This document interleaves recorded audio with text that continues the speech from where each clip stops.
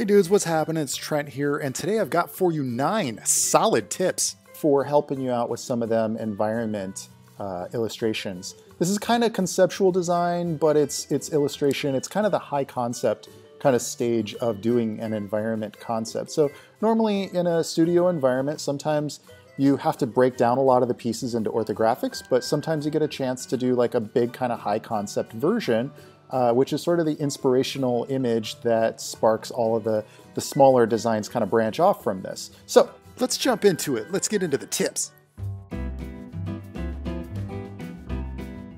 So the first thing you want to do is kind of think of your painting in these sort of sections of about 9 squares.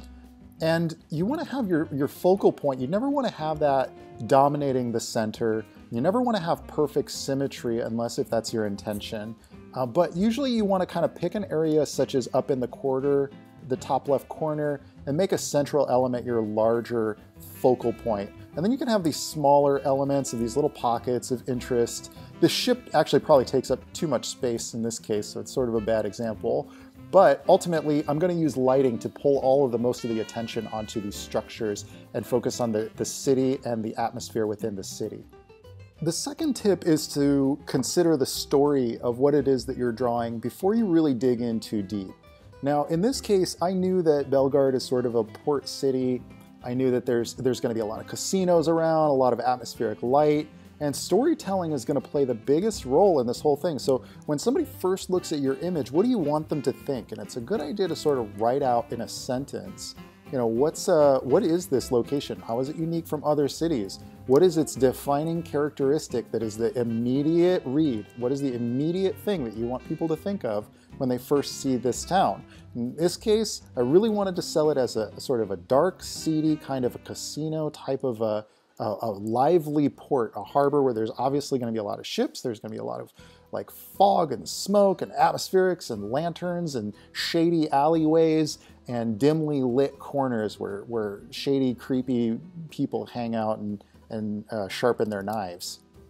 Tip number 3 boils down to the technical approach to doing this. Because you've got a lot of storytelling to do, if you're really comfortable with paint, you can jump right into color, but my approach is I tend to go with a grayscale or a monochromatic approach so that I can really focus on the design of things. I don't want to get too caught up in defining materials right away or defining lighting right away or any of those sort of things. I really just want to focus on the shape language of things and what story I'm telling, which story I'm communicating with the construction of all of these elements. And I come from a comic book background, so you still use a lot of line art. I'm not saying that you have to do it my way or anything like that, but I found that when I'm doing an environment painting, the best place to start is with a monochromatic, just focus on the storytelling and the design of things. Tip number 4, don't dig into details too quickly. Make sure that you've got a good composition going. Make sure that you've got your storytelling is consistent, that you're really expanding on that initial sentence that you wrote out about what this place is about.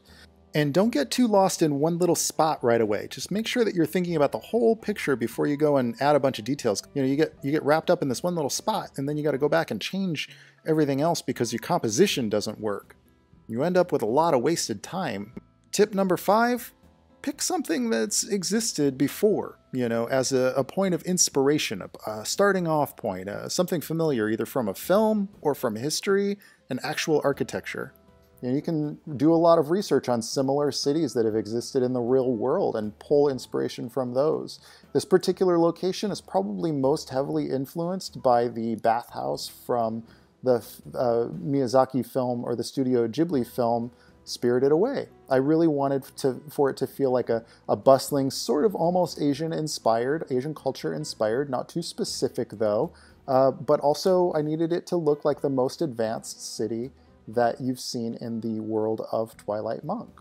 Tip number 6, imagine what it's like to live in that space and then draw that. As I'm going through these little segments and these little areas, I'm standing on that rooftop, I'm standing on that corridor that overlooks the docks. And I'm imagining what kind of smells, what kind of things would I see, what kind of atmosphere? What would this place feel like? What's the temperature like? I'm thinking about these things. Where could I go and get some food? Well, let's see, there's this really interesting location under this bridgeway. If it rains a lot, maybe some of these little stall vendors would set up little hot dog stands back there, or maybe it's not even hot dog stands, maybe because it's kind of a little bit more of a criminally run environment. Maybe these are places where people go to trade goods or pick up their next bounty hunt, or things like that. Maybe there's shady little gambling card tables back there with street hustlers shaking people down for a couple of extra pennies.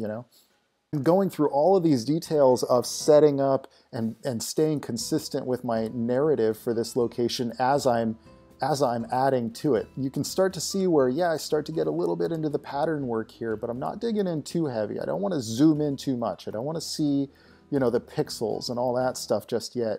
I want to think about like, okay, maybe there's some dude who actually parked his little tugboat out here and he's parked right up next to this place because he needs to get in and out really quickly. Maybe it's a getaway boat. If I were to do multiple shots of this location, I'd probably go in and actually start to add in like little shops on boats, within this little area, this little inlet into the city. Tip number 7, once you do have all your composition in place and you're consistently telling your story that you want to tell throughout your whole image, try to pick a more dominant color.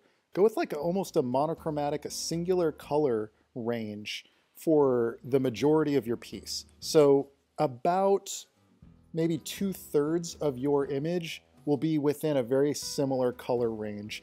And then the areas that you want to pop, for instance, you can see here where I've got this really strong golden glow in these areas that I really want it to pop.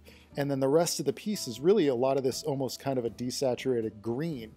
Tip number 8 is probably more holistically, you want to keep track of the whole image. How is this whole thing being presented? I tend to keep zooming out, especially as I'm zooming in and adding more details, and then I pull way back out to make sure, is that like calling too much attention to itself? Is it pulling away from the focal point of the whole image? If not, then that's fine. I just keep working details into that spot. If it is competing too much, then I back it way off. Tip number 9 is to watch your tangents, get rid of those, and lead the viewer's eye where you want them to look. So what do I mean by that? What's a tangent? Pretty much what you're looking at here is pretty close to a tangent. If this were to touch this object right here, that would be a little bit too much of a tangent. You've got things like a good flow here though, and this is actually really intentional to kind of pull the eye so that your focal point goes here. It's the point of highest color contrast and value contrast. And then it pulls your eye here along this ridge and then down to here to secondary, tertiary details. So you've got all these arrows. Everything in your piece is kind of like pointing in a direction. It's going somewhere. So your eye kind of starts over here on the left and everything flows down to the right. Dudes, that's it for my Bellegarde illustration and my 9 best tips for doing illustration for environments. I really hope that this is helpful for you. If you are interested in seeing more of my paintings, I have a World of Twilight Monk art book compendium over on my Gumroad. I also have my brushes if you're interested in my Sketchbook Pro or Photoshop brushes. All that stuff's available over there on my Gumroad channel.